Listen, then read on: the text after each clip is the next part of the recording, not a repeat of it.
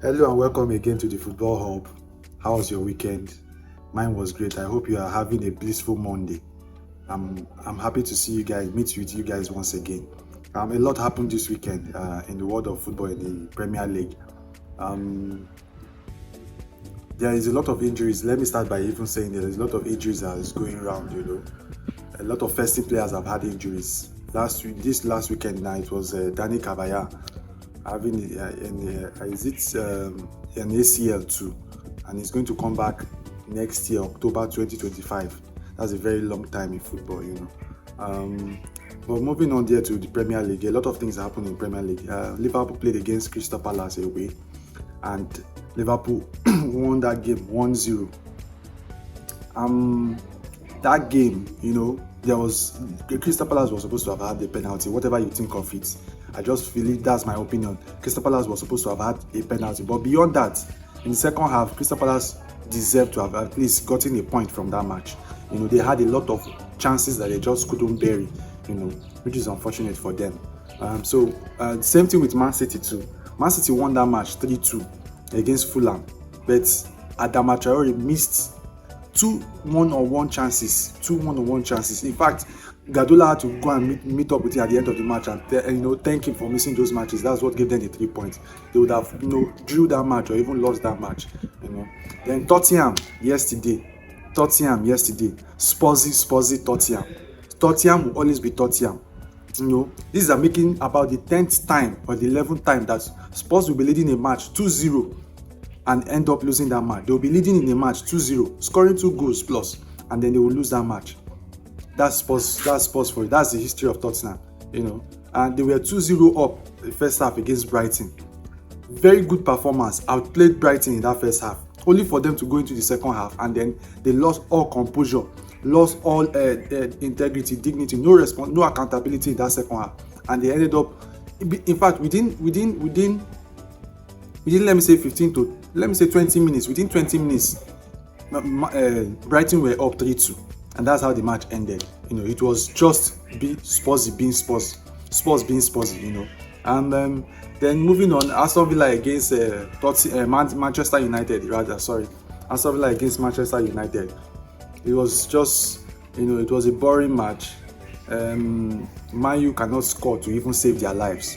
Man U cannot even score to save their season. Man U is 14th in the league table as we are speaking to you. Man U, Manchester United, that is 14th in the league table. Can you imagine that?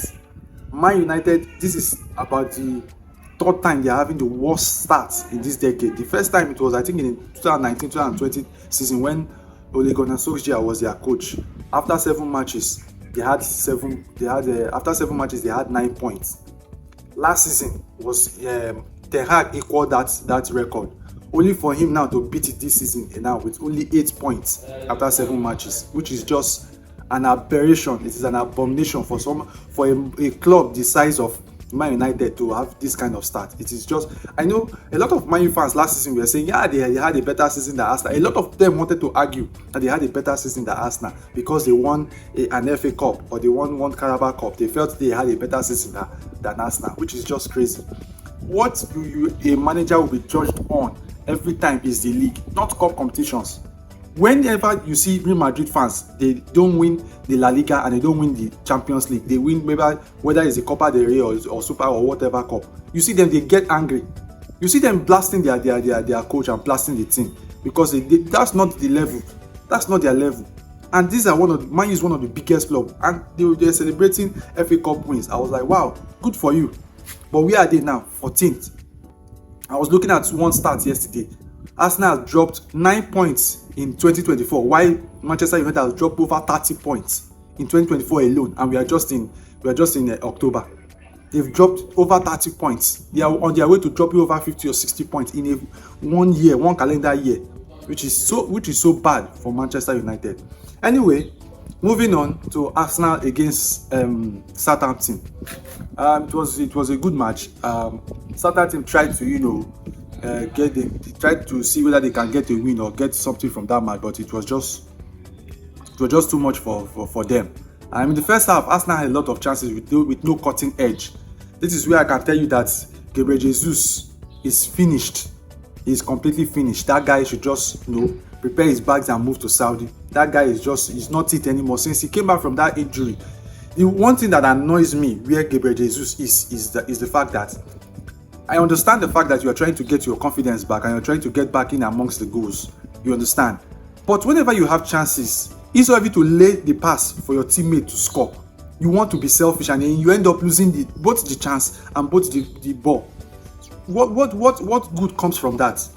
When you cannot score, you make chances for your teammates. From there, they also will make chances for you. You get into a good position and they'll make chances for you. So I don't understand. That is what I don't like about him. Every other thing, probably, yes, he's trying to do well, trying to, get in amongst the team, trying to perform well, trying to get back to his full fitness and all that. But when you get these chances, why not give to your teammates so that they can make us chances for you too?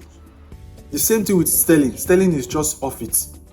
I've always said it. I will never sit down and accept us buying players from all these Finnish clubs. I will never sit down and accept it, no matter how you want to look at it. Yes, he was able to turn Havertz around. Yes, he was able to turn maybe some other players around or whatnot. I said there are better players out there.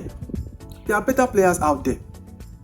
I mean, even the Havertz we are talking about, Havertz was one of their best players at the time he bought them. At the time he bought him from Chelsea. Havertz was one of their best players. So it's not as if he was some kind of player that he was off it, So I'm not cool with that. Maybe me tomorrow now you tell me that you want to go and buy Johnny Evans from Manchester United and say it's what you need in your defense. Come on now, come on. So that's let me know that. Please help like this video if you like this video and subscribe if you are new to this video. So that will be it for now. Until I see you again next time. Stay blessed. God bless. See you later. Bye.